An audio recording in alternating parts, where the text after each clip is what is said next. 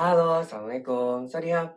Saya Kare. Di video kali ini kita bakal belajar caranya nulis fiksi kerajaan sesuai request. Tapi sebelum videonya dimulai, subscribe dulu. Sekarang ya. Terima kasih. Untuk tipsnya, ayo kita mulai. Selamat datang di channel Dikare. Untuk kamu yang pertama kali nonton di channel ini tentang kepenulisan. Jadi kalau kamu subscribe channel ini, kita bakal belajar nulis. Iya, kita. Jadi bukan cuma kamu, saya juga. Jadi mulai belajar nulis premis, konflik, karakter, dan lain-lain intinya tentang kepenulisan. Dan untuk kamu penonton lama, respect. Terima kasih ya. Tonton terus, jangan lupa subscribe.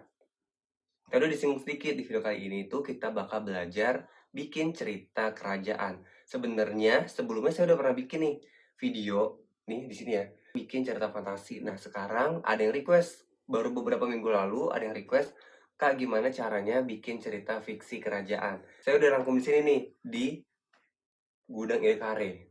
Dan Gudang Ide Kare ini saya belinya di Shopee. Kalau mau nanti saya tulis aja linknya di deskripsi. Jadi kalau mau beli pakai link yang di sini aja dan itu udah yang paling murah se-Shopee.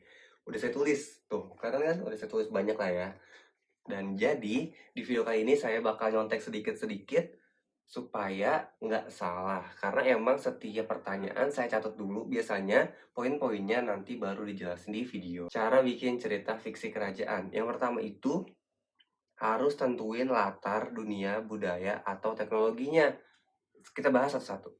Tentuin dulu latarnya mau ada di Brazil, Inggris. Kok Brazil sih kerajaan? Ada di Inggris, ada di Romawi, ada di Amerika, di Indonesia. Ngomongin kerajaan lah ya. Kerajaan kan di Indonesia juga ada. Bahkan bisa jadi kayak di Narnia. Narnia itu juga sebenarnya kerajaan, tapi nggak ada di dunia nyata. Maksudnya kan di dunia nyatanya di balik apa namanya, dunia nyatanya itu di luar lemarinya. Nah, Narnia itu adanya di balik lemarinya kan, berarti kan itu di dunia luar.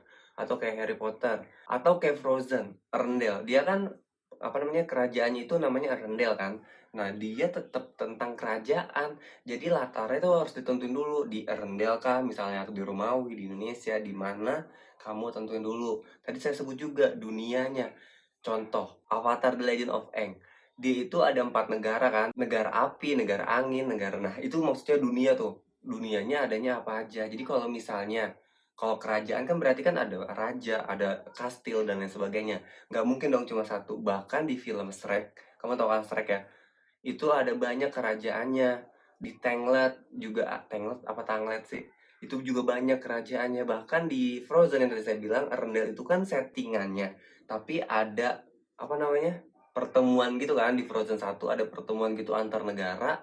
Dan ya kayak gitu, jadi intinya dunianya tuh, dunia maksudnya satu lingkaran besar gitu ya, satu bumi gitu. Ditentuin juga, tapi dilihat lagi bakal kena semuanya atau enggak. Kalau emang nggak kena semuanya ya udah bahas yang ada di dalam cerita kamu aja gitu. Lalu bahas juga budayanya. Kalau ngomongin negara pasti ada budayanya. Contoh film aja ya, film aja ya. Contoh film Raya, kamu nonton film Raya gak sih? Gak usah deh, susah. Di The Legend of Aang aja, di situ budayanya bakal beda-beda. Si pengendali air itu pakai baju warna biru, pengendali tanah nyeker, pengendali api dia pakai lancip-lancip, itu kan budayanya. Kalau di film Raya, ada yang bawanya tombak, ada yang bawanya pisau, dan yang terakhir bahas juga teknologinya. Nah, kerajaan ini adanya di masa kapan? Yang tadi saya bilang, di Raya itu ada yang pakai pisau, ada yang pakai tombak, ada yang pakai keris, dan lain sebagainya. Di Avatar The Legend of Aang ada yang pakai tongkat kayak Aang, ada yang bela diri kayak Saka bahkan megang apa namanya, bumerang dan lain sebagainya. Jadi emang bakal beda-beda teknologinya. Bahkan kayak di cerita-cerita kerajaan yang modern, udah kayak gimana teknologinya dan lain sebagainya. Jadi ditentuin dulu intinya sih dunia yang itu tadi. Di dunianya itu budayanya apa, teknologinya gimana, bajunya dan lain sebagainya ditentuin dulu satu lingkaran dunianya itu. Itu yang pertama tuh. Lalu yang kedua, tentukan karakternya dan skill karakternya. Misal, di negara yang ada di The Legend of Aang, itu karakternya ada pengendali api, pengendali air, udara, bumi, dan lain sebagainya. Di Raya juga kayak gitu. Kalau di Raya itu, saya lupa namanya apa ya. Saya nggak ngebahas buku sengaja supaya kalian kelihatan visualnya gitu. Kalau saya ngebahas buku nih misalnya, buku Harry Potter misalnya tentang ya Harry Potter ada film juga lah ya.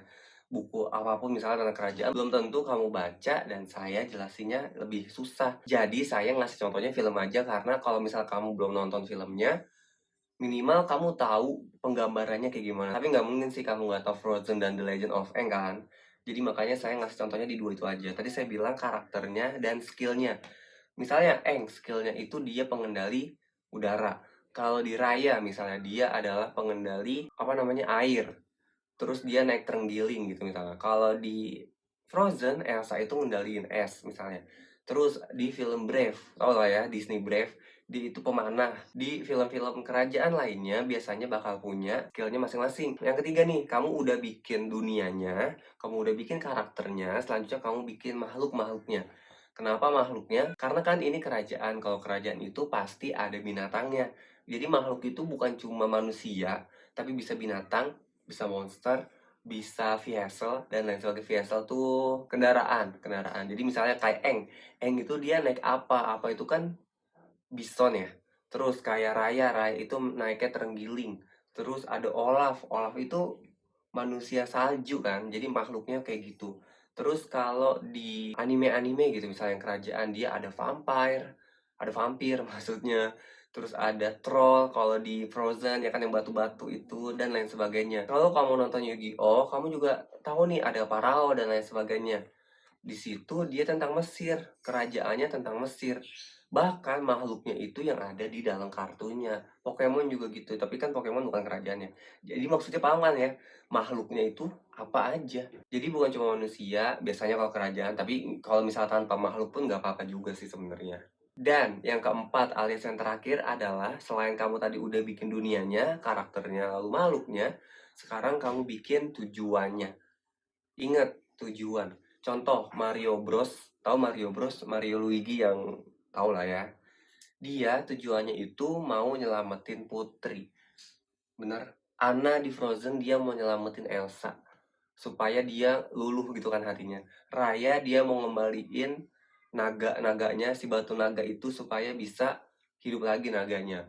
Di The Legend of Aang tujuannya ngendaliin semua elemen supaya ada avatar lagi. Nah, tujuan kamu apa nih? Nyelamatin putri, perang demi kedamaian, atau bahkan kamu mau bikin konfliknya keluarga, tahta ayahnya mati nih, turunnya bukan ke anaknya tapi ke pamannya.